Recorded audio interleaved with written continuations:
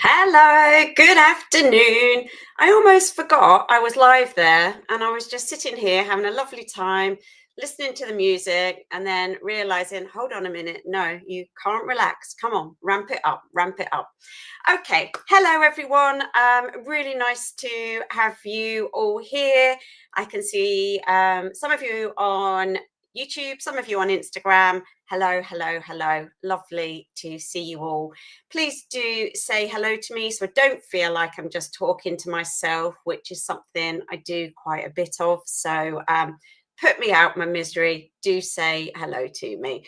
Um, so today we are on to treat four. We're up to treat four. Hi, Susan. Thank you for saying hello to me. That's very nice. Hello, Colin. Nice to have you here. Oh, everyone's saying hello now. That's fantastic. Hi, Ceci. Hi, Caro. Hi, David. You caught me on the live at last, did you, David? That's great. I'm glad. I'm glad you've caught me. Well, sort of. Hello, Sid. Lovely to have you here too. Okay, so treat four today, tip four. Absolutely loving spending this time with you guys. If I remember that I'm live, always helps. And my treat for today, we start with our treat is I want to let you know, and I'm very, very excited because it's just been published. The brand new Savvy Food Photography Diary is now on Amazon, selling in paperback and hardback. It will be a Kindle version probably tomorrow. It's not quite published. It's that soon to be published. The reason it is so late this year, normally I have this out by the end of October, November, is those of you in my world will already know this. I got the diary done and I didn't like the images that I'd chosen for the front and for the back. And had to have a real bit of soul searching of, oh, is it good enough? Shall I just whack it out there? Will it be fine? And the answer was no, it wasn't good enough. It wasn't the standard I wanted. The images were very nice. They just did not look right on the diary. So that's it now. We've got a walnut cake and we've got an iced coffee, which leads me very easily into us talking about ice today. Let me just say hello on Instagram. Hi, Scotty. Hi, Angeline. Hi, Debs. You were going to message me about yours, were you? Well, don't worry. They are there. It is published on Amazon now. Sorry for those of you. I know I have kept getting emails and the admin have with the, is it ready? Have you got it? Have you forgotten me? I haven't forgotten you. I promise. It was totally down to me not having it as perfect as I wanted. So I'm sorry. You like the darker cover? Yeah. So this year's that goes up to June 2026. You can still use that one if you've have it. It's perfectly good. But this is now all of them. The dates are from January 2026 through to June 2027. So you get 18 months to use the diary. So that is on Amazon. That is there. I am so, so relieved it doesn't have to go back. And on Monday, I put it on to sell and realized I got two little things in it that I wasn't happy with. And it was like, is it good enough? And of course, I just went, no, still not good enough. I'm going to have to take it back, ask the graphic designer to change those two things. So it's come good in the end. If you want it for Christmas, put it on your Christmas list. I would love to be popping into your stockings. That doesn't sound right, does it? Popping into your stockings on Christmas Day. I'll be careful what I say. No kids are watching, are they? Anywho, that's the diary. Really super, super, super excited to have it out there and to share it with you and to be able to help you with your food photography journey. Now, today, we are talking about Ice Ice Baby, all about using real ice and fake ice in your Christmas cocktails. And hopefully you will be having plenty of these cocktails over the festive season. I personally think you should probably get started now just to ease yourself into it so that you don't get too drunk at Christmas. I think the more cocktails that you can try and photograph will probably help you exceptionally well in the run up to Christmas. just my thoughts on it. So real ice and fake ice. Let's talk about real ice. Real ice is beautiful. It's real. It's great. It comes in all shapes and sizes, but it's wet. I've had one piece here, and as you can probably see while I'm here, it keeps dripping. It is not as easy to use real ice all the time as it is to use fake. So it looks right. It's great. If we want to use fake ice is brilliant. It comes in all shapes, all sizes, all colors. Some of them have flashing lights. Not a fan, just saying. Comes in all different shapes and sizes. I've got my ice in different shapes, and I don't want them to be too perfect. If you look here, they're not a perfect square. They are, they've got sort of bits to make it look like it has melted a little bit. Sorry, couldn't find my words there. I don't know where they went. So fake ice is brilliant, but sometimes we can really spot what fake ice is. Now, if you want to use normal real ice and you look at it, it can look quite frosted when we use real ice. So my first top tip to you to say here is always have a glass under it because it's dripping, is if you boil water and then make your ice cubes, you will get very clear ice like the ones that you buy that are the acrylics. When you take your ice out of the freezer now and it's not made with boiling water, your ice is going to look quite frosted. So it just depends the look that you want. I'm not sure if that's showing up on the camera, but these can be quite frosted. And if you want them to be clearer, you can make them yourself with boiling water. That's my first top tip today. So if we want to get our ice camera ready so it's looking good for us to use, the first thing we want to do is make sure we take it out a little bit before we're going to use it to avoid that fogging. So I took this ice out probably 10 minutes ago, and it's starting to go a little bit watery, but it has stopped that fogging all around it, which really makes a difference if that's the look that you're going for. Getting absolutely soaking here. If you have got it too bunched up together, then put it in a sieve and run it through a little bit of cold water. It doesn't need to be hot water, just to try and get it to disperse. And then on set, if you keep it in its tray, or you put it into an ice bucket. So I've got an ice bucket here, a very small insulated one that people might take their soup to work with. It's just a tiny one, and I can just fill that with ice on the set. I can then seal it, and I'm going to be able to keep that ice going for a lot longer, especially in the winter. So thinking about what you're doing to get that ice camera ready is really important for when you drop it into the glasses, which we're going to move on to now. So we've got a couple of different options here with the glass. We've got this glass here, which is frosted, and we've got this glass here, which is clear. Now, we're going to style our ice very different with these two glasses. So where we've got one that we're not shooting through, we're going to pile our ice up. So let's do that first. Getting lots of acrylic ice. And I'm wanting to pile that up so it comes out of the top of the glass. Now, the only problem with using it piled up with the acrylic glass, it doesn't look very natural. So this is where we would take some of our natural, real ice, remove a little bit of the artificial ice on the top, and find the pieces of natural ice we want, so we can make it look better at the end. Even though we filled the rest of the glass with all of the ice there, it just makes it sit a lot better. And I can show you that same glass with the iced coffee in just there, how I've shot it to really make sure that the ice is coming out of the top, but so it doesn't look artificial.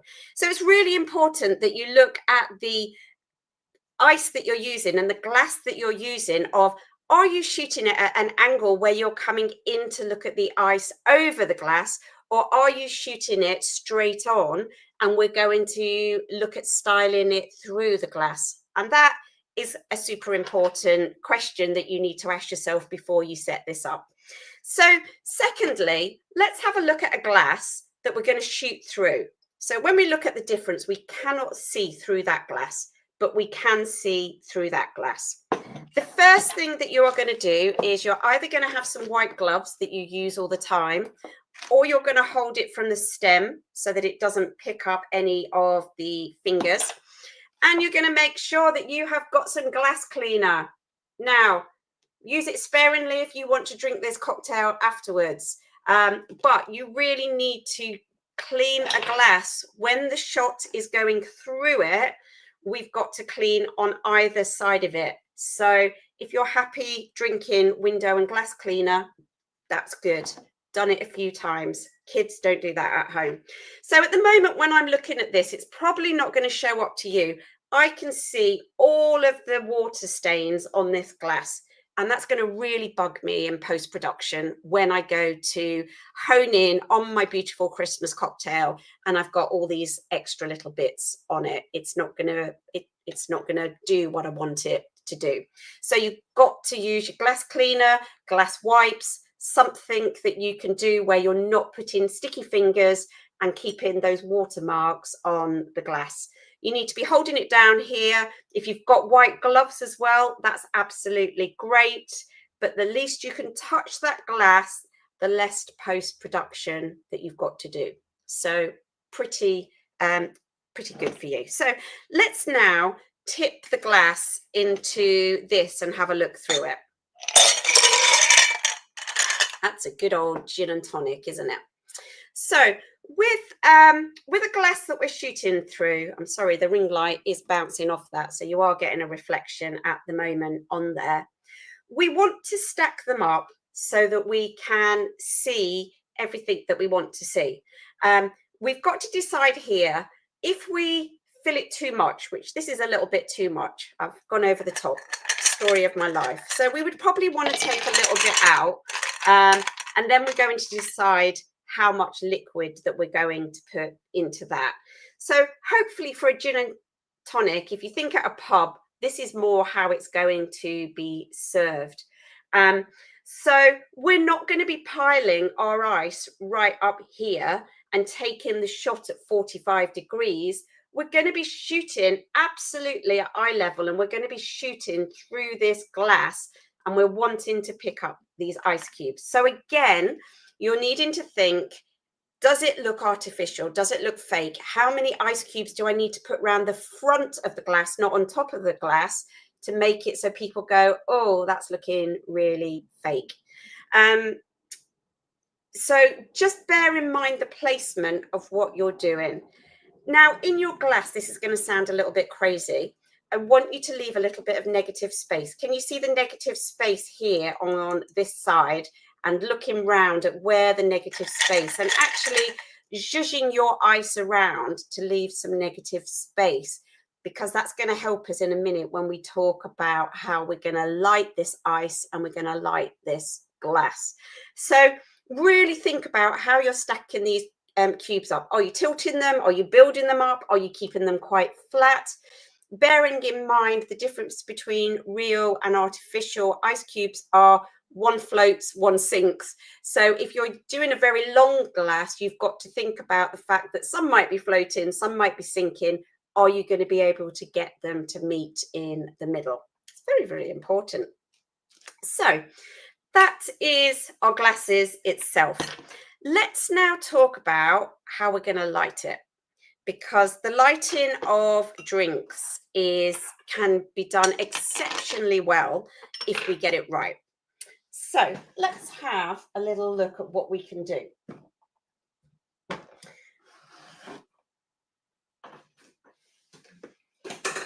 Depending on how much light you've got in your image, you are still going to light it the same way. So you might side light your glass, but if there's a lot of light and you've got a light coming in, you might get away with not having to side light it and only backlight it.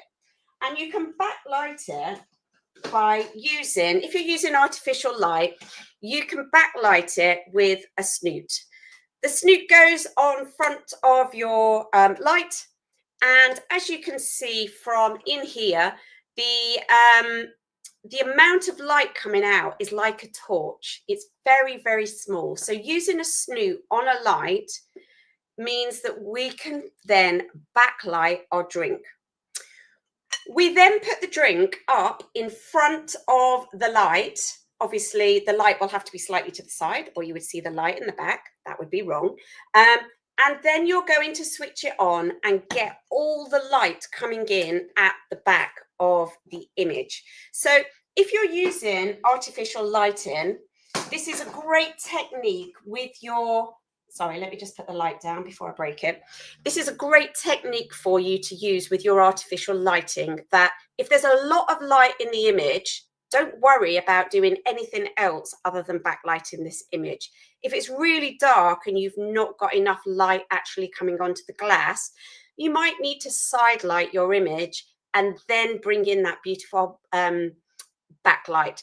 The backlight hits the negative space and lifts all the color in those negative space. So if you're doing a really nice pink cocktail and that light comes in and hits the ice cubes and pings off it, the liquid looks illuminated, but so do the ice cubes. So they're absolutely beautiful. I'm getting very excited about thinking about putting my ice cubes into my cocktail and then potentially drinking it. Like, it's just a win-win, isn't it?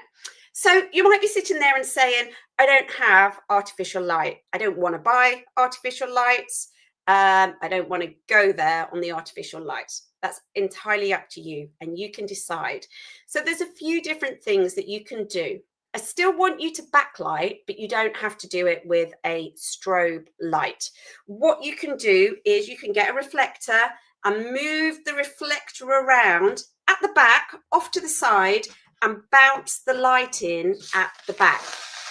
The smaller the reflector, the more likely hood of you being able to get right in on that glass and just illuminate the liquid. That is our end goal. That is what we are trying to do.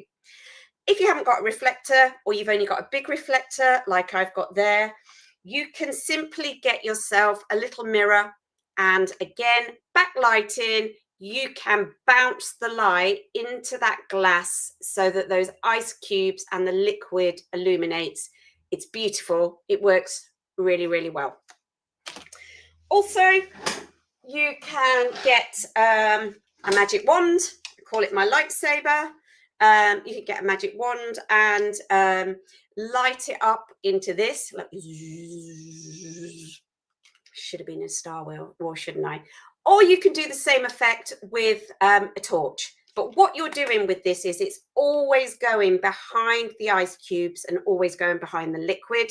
That's what's going to get your illumination. So if you are photographing drinks at the moment and they just don't have that lift and that wow factor, it's because it's not got enough light coming in at the back to lift it and illuminate it. So it does make a huge difference, not only with your ice cubes, but how you light those ice cubes. Right, let me put those out of the way because I talk with my hands and I'm very accident prone and I'm very likely to knock my nice glasses off the table, and I've only got myself to blame. So I just want to give you a few exciting things to do with ice cubes next. I want you to think about, if you're going to make some ice cubes at home, make it with boiling water or normal water, entirely up to you. You can choose what you do. So basically, get some cranberries, get some citrus, get something that is festive, even a nice sprig of rosemary, and put it into your water and freeze it, so that when you make your Christmas festive cocktails, not only do you have gorgeous ice that you've made yourself, it's got cranberries in, or citrus, or rosemary, or something inside the ice cube. They look absolutely beautiful, especially with that backlight, or some fairy lights behind it, like we talked about last Monday. That feels about 3 weeks ago. You can then lift it and show, photograph through the glass and show that beautiful ice cube with something immortalized inside it. Something pretty though, not a finger or anything like that. That wouldn't look good. You can also freeze edible glitter. Now, this is just a spray of edible glitter. I'll bring it towards the camera for you. But you can get just edible glitter in a pack. You can pop that into as much water as you want, and freeze that in your freezer, or just add a few squirts of the edible glitter spray. And then when you pop your ice cubes out, they're glittery, they're pretty, they're festive, and they can melt into the drink and lift the drinks up as well. So they work really, really well. And it's a bit like that. Is there a J2O that's got like glitter inside it, and you open it and the kids are like, oh, it's so pretty. You can have the same with your cocktail. Spray a little bit of glitter and you're absolutely fine. Did not know the edible glitter is freezable. Yes, it is. Go for it. Love the tip about boiling water for the clear ice cubes. You are welcome. You can also freeze coffee into an ice cube tray. So if you're making an iced coffee and you're wanting it to sit a bit better in the glass, you can have ice cubes that are coffee mingled with normal ice cubes, and it really keeps its shape very, very well. One thing that doesn't keep its shape very well is crushed ice. Don't forget about using crushed ice as a bed for your scallops, mussels, seafood. It looks beautiful. You can put crushed ice into your cocktails as well. There's so many things you can do with ice. All it is some water. How exciting is that? I obviously need to get out more because I'm getting very excited about ice. A couple of things to use with glycerin. So with glycerin, this mix here is half glycerin, half water. And this is what I use to spray onto glasses to make the condensation, to make it stick so it looks like it's been sitting. I don't know if you can see that now. That will hold in place because it's glycerin and not water. That will hold in place to give that kind of fresh frosted look. However, what we can also do, we can do the same with our ice cubes, and we can keep it away from my computer. We can do that with the ice cube. Sorry, just trying to see if you can see it, so that it looks like it's just come out of the freezer. So again, it gives it a cold melting look where we know that they are not going to melt. But we've done that with the glycerin and water on our ice cubes, and now they look watery, which I love, absolutely love. And then when you backlight that with the water droplets on, it's like heaven. It's like heaven. One last thing that comes up quite a bit is how do you get fruit to stay when you're doing a cocktail? And the key thing is, this is where the ice cubes are your friends. You have to do your slices, and then you strategically put the fruit around the edges and wedge your ice right up into it so that it stays in place. And you might even need to hold that ice where it is when you start to add the water. So keep your hands there in place and get someone to pour the water in, or whatever it is that you're using around it, so that you can keep the ice cubes from moving, which will stop all the citrus moving as well. So there's so much. I didn't really think I was going to have that much to talk about with ice cubes, but obviously shape, real, artificial, using your glass cleaner, backlighted, making festive ice, where you place it. If you want it nice and clear, backlight, backlight, backlight, backlight, and more backlight, and you should have a beautiful festive cocktail. So let me know if you've got any questions. Let me know if there is something there that seems really exciting that you would like to try first, or if it just makes you want to crave a cocktail and for you to go off and just like wipe out the afternoon, go and sit and have a cocktail. No judgments here. I would be more than happy with that myself too. So let me just have a look if there's any questions.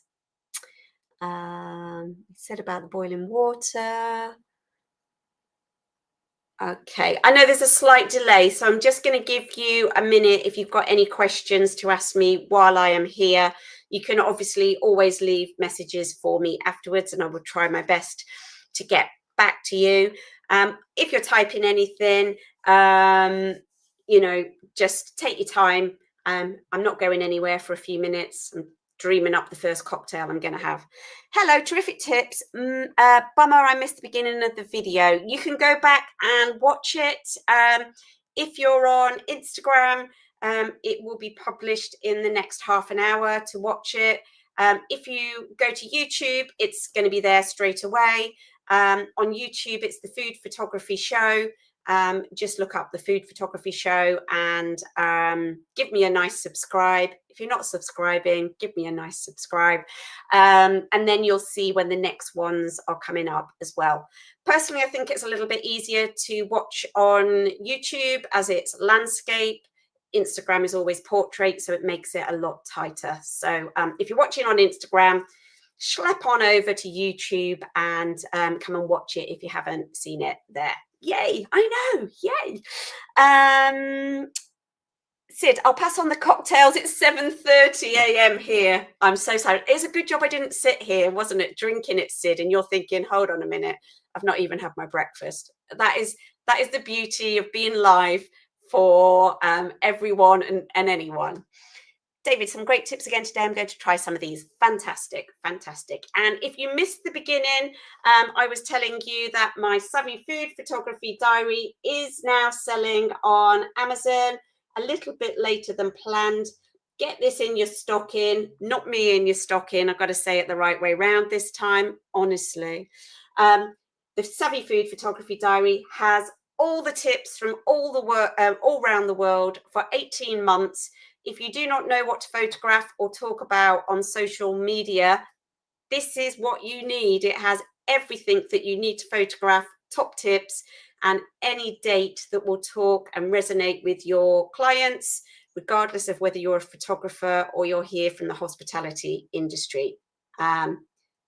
This is my 4th year of making this diary and getting all of the dates verified to help, because I know how many people use this diary to plan their social media, to plan their marketing, and to help them to speak to the people that they're looking to attract. So get yourself on Amazon. There should be a link underneath to the side, however you're watching this, there should be a link that will take you straight to Amazon. And now I've got sticky glycerin hands everywhere because of those ice cubes. Colin, when adding fruit to ice, if you half fill and freeze your cubes, then add the fruit and fill with water, then freeze, it keeps the fruit in the middle. Top tip, Colin. Love it, love it. So you can half freeze them, put your fruit in, freeze it again, or if you haven't got the time, fill it up, see where they end up. Entirely up to you. So that's your treat for today. Head on over to Amazon. The tip to today, so much to talk about ice cubes. I've even surprised myself how much I've talked about ice cubes, but it probably shows that I need to get out more. Never mind. Maybe I need a few more Christmas dues to go to. It's been great spending today with you, spending the last half an hour with you, just being able to give you some really simple tips for the festive season, things to inspire you to pick up your camera to photograph food and drink. And I will be back next Monday, next Wednesday, with another treat, another tip, all to help you with your Christmas food and drink photography. Thanks so much, and I will catch up with you very, very soon. Take care.